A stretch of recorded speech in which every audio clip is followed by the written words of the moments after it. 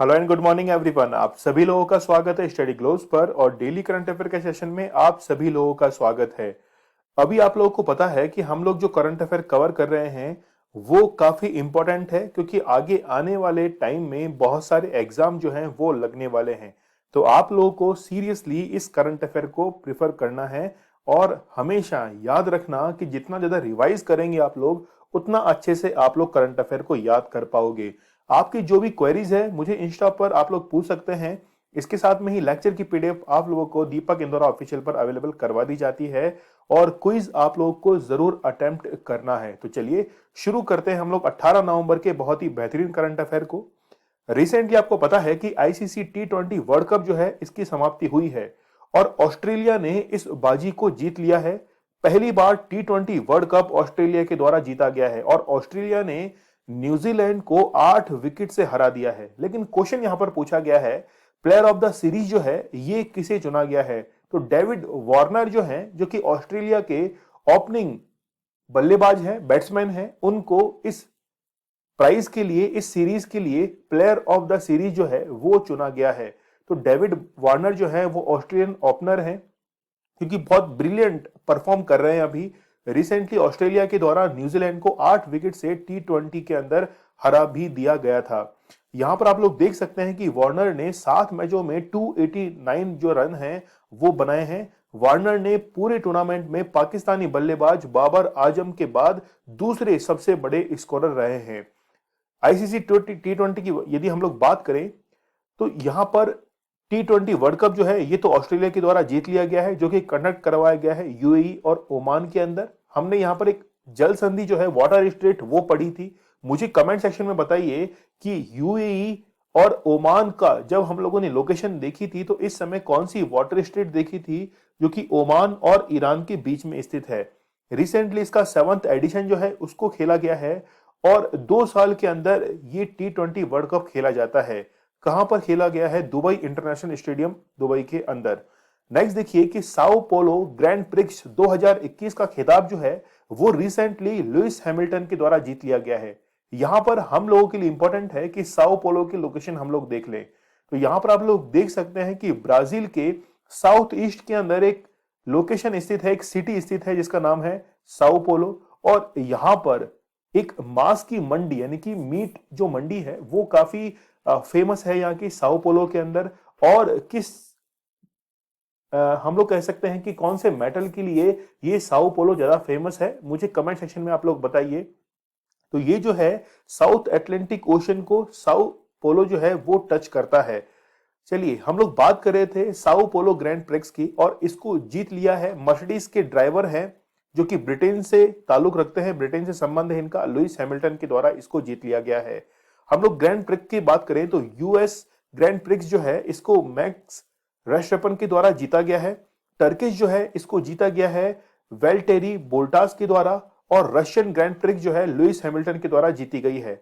Italian जीती गई है डेनियल रिकार्डो के द्वारा और डच जीती गई है मैक्स वर्स्टेपन के द्वारा।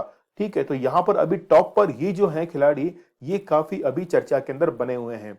अगला क्वेश्चन जो है वो बहुत ही इंपॉर्टेंट है, किसी ना किसी एग्जाम में आप लोग को जरूर देखने को मिलेगा। रिसेंटली भारत का पहला खाद्य संग्रहालय यानी कि फूड म्यूजियम जो है वो कहां पर खोला गया है? तो थंजावुर जो है, जो कि अपने वुडन वर्क के लिए काफी फेमस रहता है। कारीगरी जो है लकड़ी पर बहुत ही बेहतरीन थंजावुर के अंदर की जाती है और इसीलिए थंजावुर पेंटिंग जो है इनको जीआई टैग भी दिया जा चुका है। और किस प्रोडक्ट के लिए यहां पर जीआई टैग दिया गया है वो भी मुझे आप लोग कमेंट सेक्शन में बताइए। लेकिन यहां पर हम लोग फूड म्यूजियम की बात कर रहे हैं। देखिए म्यूजियम का मीन्स है कि एक ऐसी जगह जहां पर प्राचीन काल के अंदर कोई ऐसा प्रोडक्ट बहुत ज्यादा फेमस रहा हो और उसको वर्तमान में प्रेजेंट के अंदर हमने खोज निकाला है। तो वैसे ही फूड के लिए म्यूजियम जो है वो तंजावुर के अंदर बनाया गया है। तो यहां पर आप लोग मसाले देख सकते हैं, कई सब्जियां देख सकते हैं जो कि काफी फेमस रही हैं और अब उनके लिए म्यूजियम जो है भारत का पहला वो तमिलनाडु के तंजावुर के अंदर बना दिया गया है। केंद्रीय वाणिज्य उद्योग खाद्य और सार्वजनिक वितरण मंत्री पीयूष गोयल ने सोमवार को तंजावुर में भारत के पहले फूड म्यूजियम का वर्चुअली जो है वो यहां पर इनॉग्रेशन किया है, शुरुआत की है। तो आप लोग देख सकते हैं कि देश को वर्तमान में दुनिया का 5वां सबसे बड़ा कृषि निर्यातक देश से और आगे ले जाने के लिए ये कदम जो है वो उठाए जा रहे हैं। भारत के अंदर पहला क्या हुआ है वो हम लोग देख लेते हैं। First state in the country to operate metro in 5 cities. तो उत्तर प्रदेश जो है इसके द्वारा 5 शहरों के अंदर यहां पर मेट्रो को ऑपरेट किया जा रहा है। First district in country to apply both doses of corona to every adult.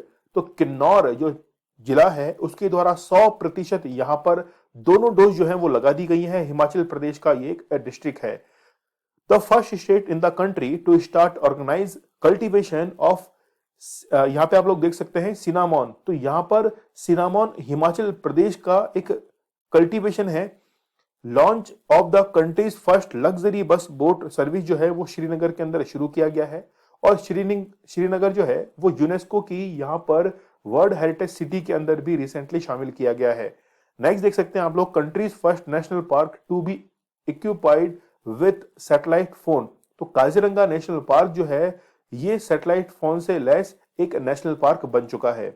अगले क्वेश्चन की तरफ हम लोग बढ़ते हैं। इंपॉर्टेंट क्वेश्चन है कि यूनेस्को जो है वो अपना रिसेंटली 75वां स्थापना दिवस मना रहा है, क्योंकि 1945 के अंदर 16 नवंबर को ही इसकी स्थापना की गई थी और अब इसका 75वां स्थापना दिवस मनाया जा रहा है। यूनेस्को बेसिकली एक एक ऐसा संगठन है जो कि विश्व के अंदर सारी जितनी भी धरोहरें हैं उनकी रक्षा करने का काम करता है। रक्षा मीन्स कि उनको कैसे बचाया जा सके उनके लिए ही काम करता है। इसके साथ में ही एजुकेशनल जो सेक्टर है उसके लिए भी बहुत ही बेहतरीन तरीके से यूनेस्को अपना वर्क करता है। तो 75वीं वर्षगांठ जो है वो 28 राष्ट्र अध्यक्ष और सरकार जो है इनको पेरिस के अंदर यहां पर इकट्ठा किया गया था और 75th एनिवर्सरी यहां पर सेलिब्रेट की गई है। इसको एस्टेब्लिश किया गया था 16 नवंबर 1945 को। पेरिस के अंदर इसके हेडक्वार्टर्स हैं और प्रेसिडेंट जो है वो ऑड्रे अजोले हैं। नेक्स्ट देखिए कि recently international day of tolerance celebrate किया गया है 16 नवंबर को। टॉलरेंस का मीन्स क्या है? बेसिकली यदि मान लीजिए कि कोई आपको बात जो है वो ऐसी कही जाए जो असहनशील हो और आप उस पर रिएक्ट करें, तो उसे ही हम लोग कहते हैं कि जो है वो टॉलरेंस है या इनटॉलरेंस है। इसकी बेसिस पे ही उसको आंका जाता है। तो अंतर्राष्ट्रीय सहिष्णुता दिवस जो है वो 16 नवंबर को सेलिब्रेट किया जाता है और इस बार इसका ऑब्जेक्टिव क्या रहा है? अंतर्राष्ट्रीय सहिष्णुता दिवस मनाने का मुख्य उद्देश्य विश्व में शांति के साथ साथ सामंजस्य कायम करना और संस्कृतियों व समुदायों में आपसी समझ को बढ़ावा देना है। थीम आप लोग देखिए 2021 की, एक्सेप्टेंस, रेस्पेक्ट एंड एप्रिसिएशन जो है ये इस बार की थीम रही है। तो डे जरूर याद रखना, 16 नवंबर को सेलिब्रेट किया जाता है। नेक्स्ट क्वेश्चन देखिए कि भारत के द्वारा फर्स्ट ऑडिट डे जो है वो सेलिब्रेट किया गया है और ये भी 16 नवंबर को ही मनाया गया है। ऑडिट का मीन्स है कि मान लीजिए जो भी खर्चे किए गए हैं पूरे एक साल के अंदर, उन खर्चों का लेखा जोखा जो है वो किस प्रकार रखा गया है, क्या वो सही है क्या गलत है उसके अंदर, तो इस चीज का ऑडिट किया जाता है। और पहला ऑडिट डे जो है वो 16 नवंबर को भारत के अंदर अब जो है वो स्थापित किया गया है। इसको सेलिब्रेट भी किया गया है। क्यों किया गया है? क्योंकि इसी दिन जो है वो सीएजी की स्थापना की गई थी, कंट्रोलर ऑडिटर जनरल, जो कि बजट के अंदर जो भी पैसा खर्च किया जाता है उसकी एक रिपोर्ट तैयार करता है और उसको संसद के सामने पेश करता है। बेसिकली ये रिपोर्ट जो है वो राष्ट्रपति के पास में पहुंचती है और राष्ट्रपति क्या करते हैं, इसको संसद के सम्मुख प्रस्तुत करते हैं। तो गवर्नेंस, ट्रांसपेरेंसी और अकाउंटेबिलिटी जो है वो सीएजी की रिपोर्ट के आधार पर निर्धारित की जाती है और इसीलिए 16 नवंबर को ऑडिट डे जो है वो मनाने का निश्चय किया गया है। आपको पता है कि जम्मू कश्मीर एक यूनियन टेरिटरी है और यहाँ के पूर्व उपराज्यपाल जो है वो जीसी मुर्मू यानी गिरीश चंद्र मुर्मू जो है वो सीएजी के रूप में कार्यरत हैं और ये भारत के क्या रह चुके हैं, 14वें सीएजी हैं। ठीक है, तो इनका कार्यकाल जो है वो अगस्त 2020 के अंदर शुरू हुआ था। तो 14वें सीएजी जो है वो गिरीश चंद्र मुर्मू है। सीएजी के बारे में मैंने आप लोग को बता दिया है। बेसिकली आर्टिकल 148 जो है वो इनके बारे में उल्लेख करता है कॉन्स्टिट्यूशन के अंदर। तो सरकार को जितनी भी प्राप्तियां हुई हैं, मतलब सरकार को जितने भी यहां पर रेवेन्यूज मिले हैं, व्यय हुआ है यानी कि एक्सपेंडिचर हुआ है, तो इन सबका लेखा जोखा जो है वो सीएजी के द्वारा ही रखा जाता है। तो यह उन सरकारी कंपनियों का पूरक ऑडिट करता है, यानी कि ऑडिट किया जाता है सीएजी के द्वारा, जहां सरकार की हिस्सेदारी 51% तक है। तो जहां पर 51% सरकार की हिस्सेदारी है, जैसे हम लोग पीएसयूज की बात करें, पब्लिक सेक्टर अंडरटेकिंग जितनी भी यूनिट्स हैं उनकी भी जो है ऑडिट वो सीएजी के द्वारा ही की जाती है। तो एक रिपोर्ट जो है सीएजी रिपोर्ट वो संसद या विधानमंडल के सम्मुख रखी जाती है और पीएसी सीओपीओ संसद और राज्य विधानसभाओं में विशेष समितियां जो हैं वो इसके लिए बनाई भी जाती हैं। चलिए अगले क्वेश्चन को हम लोग देख लेते हैं कि हाल ही में कोलंबिया के एक पूरे शहर का सफाया करने वाला कौन सा ज्वालामुखी अब फिर से सक्रिय हो गया है। देखिए पहले इस शहर के अंदर जो है वो काफी तबाही भी हुई थी, काफी लोगों की जान गई थी हजारों के अंदर। तो नवादो डेल रूज जो है ये रिसेंटली अब एक्टिव होता हुआ दिखाई दे रहा है। लोकेशन हम लोग को देखने की जरूरत है कि साउथ अमेरिकन जो नेशंस हैं उनके अंदर ही एक नेशन है कोलंबिया और वहीं पर ये स्थित है। तो यहां पर आप लोग देख सकते हैं बेसिकली ये जो पार्ट है वो पैसिफिक ओशियन के रिंग ऑफ फायर का ही पार्ट है और रिंग ऑफ फायर के अंदर ओशियन प्लेट और कॉन्टिनेंटल प्लेट जो है वो आपस में सबमर्ज होती है, सबडक्ट होती है।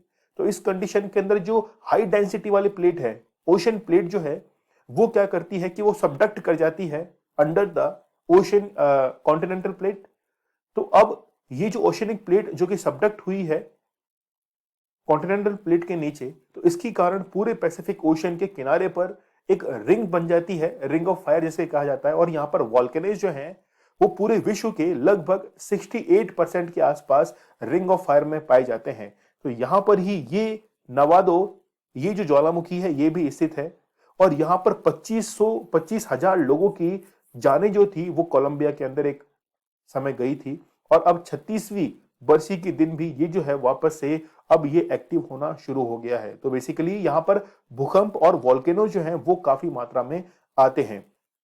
तो ये जो ज्वालामुखी है ये 13 नवंबर को ज्वालामुखी फिर से जो है वो अब यहां पर फट गया है। तो 1985 के अंत में दशकों तक निष्क्रिय पड़े रहने के बाद इस ज्वालामुखी में गड़गड़ाहट जो है वो फिर से शुरू हो गई है। तो यहां पर आप लोग देख सकते हैं कि माउंटेन रेंज जो है वो एंडीज माउंटेन रेंज है और एंडीज माउंटेन रेंज की सबसे ऊंची जो पीक है वो है कौन सी, एकांका गोवा। और एंडीज के ऊपर ही विश्व की सबसे ऊंची जो झील है टिटिकाका वो भी यहां पर स्थित है। और एंडीज विश्व की सबसे लंबी पर्वत श्रृंखला है जो कि साउथ अमेरिकन नेशंस के वेस्टर्न साइड के अंदर ये पाई जाती है। अगली न्यूज जो है वो काफी इंपॉर्टेंट है, देख सकते हैं आप लोग क्वेश्चन कि डिफेंस सेक्रेटरी है, होम सेक्रेटरी है, रिसर्च एंड एनालिसिस विंग जो है रॉ इसके सेक्रेटरी हैं, फिर इसके साथ में ही आईबी के डायरेक्टर जो हैं इनका कार्यकाल टेन्योर जो है वो बढ़ा दिया गया है। 2 साल का टेन्योर सरकार के द्वारा बढ़ाया गया है। इन सभी महत्वपूर्ण पदों पर एक नोटिफिकेशन जारी करते हुए 2 साल का कार्यकाल जो है वो उन सभी व्यक्तियों का बढ़ा दिया गया है। तो सेंट्रल गवर्नमेंट के डीओपीटी ने ये अधिसूचना जो है नोटिफिकेशन वो जारी किया था और जितने भी सेक्रेटरी और डायरेक्टर्स हैं इन सबका कार्यकाल यहां पर बढ़ा दिया गया है। अगला क्वेश्चन ये मान के चलिएगा कि इस पर हम लोग यदि ट्रिपल स्टार लगाएं तो भी कम है, बहुत इंपॉर्टेंट क्वेश्चन है। भारत के पहले समलैंगिक जज जो हैं वो कौन बने हैं? तो रिसेंटली सौरभ कृपाल जो है वो समलैंगिक जज बने हैं।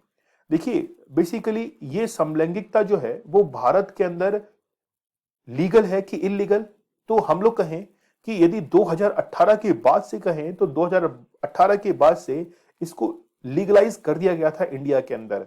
एक धारा आप लोगों को पता होगी जिसे कहा जाता है 377। तो ये धारा जो है इसको भारत के अंदर रद्द कर दिया गया, समाप्त कर दिया गया और इसी धारा के अंदर लिखा हुआ था कि समलैंगिकता जो है वो एक अपराध है और ये धारा अब समाप्त हो चुकी है।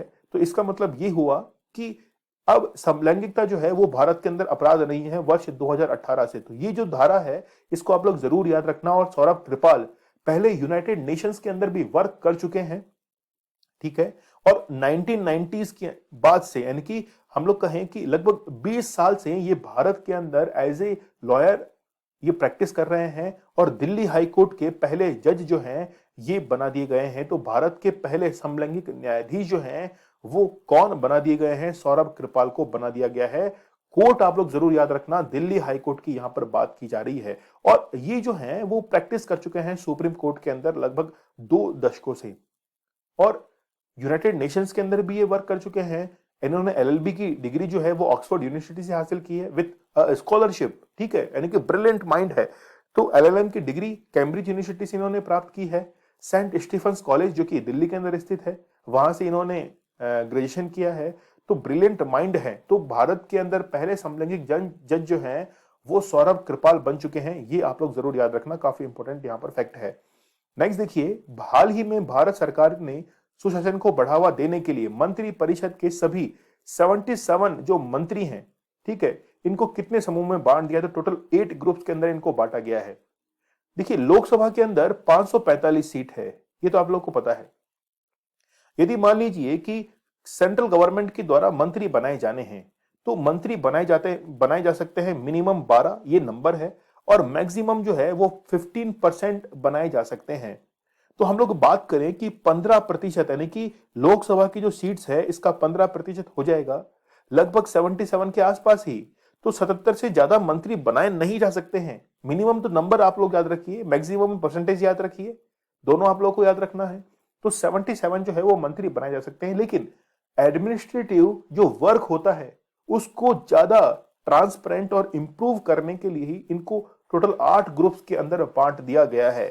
ठीक है, विधानसभा के अंदर भी बेसिकली यही होता है असेंबली सीट्स के लिए। मान लीजिए किसी स्टेट के अंदर 200 असेंबली सीट्स हैं यहां पर मंत्री यदि बनाए जाने हैं तो मैक्सिमम 15% मंत्री बनाए जा सकते हैं। ठीक है, तो यहां पर 30 जो है वो मंत्री बनेंगे। आप लोग मुझे कमेंट सेक्शन में जिस स्टेट से आप लोग इस सेक्शन को देख रहे हो, इस वीडियो को देख रहे हो, लेक्चर को देख रहे हो, तो मुझे अपने स्टेट की असेंबली सीट जो है वो मुझे कमेंट सेक्शन में आप लोग बताइए। और आप लोग ये भी बताइए कि वहां पर अधिकतम कितने मंत्री जो हैं वो बनाए जा सकते हैं। तो यहां पर आप लोग देख सकते हैं कि 77 जो मंत्री हैं इनको 8 ग्रुप्स के अंदर बांट दिया गया है। उनकी टीमों में भर्ती के लिए पेशेवरों का एक पूल जो है, समूह बेसिकली वो बना दिया गया है, ताकि जो काम है उसके अंदर एफिशिएंसी बढ़ाई जा सके और कोऑर्डिनेशन जो है वो भी बहुत ही बेहतरीन तरीके से यहां पर किया जा सके। और इसके लिए एक पोर्टल जो है वो भी विकसित किया जाएगा जो केंद्र की प्रमुख योजनाओं और नीतियों के प्रदर्शन पर अपडेट प्रदान करता रहेगा। तो ये बहुत बेहतरीन जो है वो इनिशिएटिव लिया गया है। बेसिकली काम के अकॉर्डिंग इनको डिवाइड कर दिया गया है। चलिए 17 नवंबर की हम लोग एमसीक्यू को रिवाइज कर लेते हैं। आईसीसी T20 विश्व कप जो है वो ऑस्ट्रेलिया के द्वारा जीत लिया गया है, न्यूजीलैंड को यहां पर हराकर। हबीबगंज रेलवे स्टेशन का नया नाम जो है वो रानी कमलापति रेलवे स्टेशन कर दिया गया है। अंतर्राष्ट्रीय विधि आयोग के लिए निर्वाचित होने वाले सदस्य बिमल पटेल हैं। किस देश ने भारत को S-400 एयर डिफेंस सिस्टम, बहुत ही बेहतरीन है, रशिया के द्वारा भारत के अंदर इसको एक्सपोर्ट किया गया है। केसरे हिंद जो है वो अरुणाचल प्रदेश की राज्य तितली घोषित की गई है। केंद्रीय कानून और न्याय मंत्री किरेन रिजिजू ने लोगों को कानूनी सलाह और परामर्श देने के लिए recently citizen tele law mobile app जो है इसको लॉन्च किया है। एयर क्वालिटी इंडेक्स में वायु गुणवत्ता और प्रदूषण शहर ट्रैकिंग सेवा के मुताबिक भारत के कौन से 3 शहर जो हैं वो 10 सबसे प्रदूषित शहरों में शामिल हैं? तो दिल्ली, मुंबई और कोलकाता। हाल ही में भारत और किस देश के बीच शक्ति 2021 सैन्य अभ्यास का 6वां संस्करण आयोजित हुआ है? तो भारत और फ्रांस के बीच में। राष्ट्रीय क्रिकेट अकादमी यानी कि एनसीए का अगला प्रमुख निम्न में से किस पूर्व खिलाड़ी को नियुक्त किया गया है? तो वीवीएस लक्ष्मण को अपॉइंट किया गया है। भारत के किस राज्य में 15 से 19 नवंबर 2021 तक इनोवेटर्स और स्टार्टअप्स जो हैं इसके लिए इंडिया टेक्नोप्रेन्योरशिप सीरीज का आयोजन किया जा रहा है? कहां पर? केरला के अंदर इसका आयोजन किया जा रहा है। ये कल का हमारा स्टडी ग्लोस क्वेश्चन था कि रिसेंटली जो टोक्यो ओलंपिक समाप्त हुए हैं यहां पर इंडियन हॉकी टीम जो है इसके द्वारा कौन सा पदक जीता गया है? तो ब्रॉन्ज मेडल जो है ये हॉकी टीम के द्वारा जीता गया था। आज आप लोगों के लिए क्वेश्चन है कि रिसेंटली भारत का पहला मैन्ड मैरीटाइम एक्सपीडिशन जो है यानी कि समुद्र की गहराई का अनुसंधान करने के लिए मानव युक्त समुद्री अभियान को क्या नाम दिया गया है? क्वेश्चन काफी इंपॉर्टेंट है, मुझे कमेंट सेक्शन में बताइए। और आप लोगों को कमेंट सेक्शन में क्या बताना है कि अपने स्टेट की जो असेंबली सीट्स हैं उनको कमेंट सेक्शन में बताते हुए आप लोगों को बताना है कि वहां पर अधिकतम कितने मंत्री बनाए जा सकते हैं। आप लोग मुझे इंस्टा पर फॉलो कर सकते हैं, कोई भी क्वेरीज है मुझसे पूछ सकते हैं। लेक्चर की पीडीएफ आप लोग को डाउनलोड कर लेनी है दीपक इंदौर ऑफिशियल से, और क्विज आपको जरूर अटेम्प्ट करना है। चलिए स्टडी ग्लोस आप लोगों के लिए बहुत ही बेहतरीन कंटेंट लेकर आता है। नॉलेज इज पावर, ये हमारी टैगलाइन है। कल मिलते हैं हम लोग बहुत ही बेहतरीन लेक्चर के साथ। तब तक के लिए धन्यवाद, थैंक यू।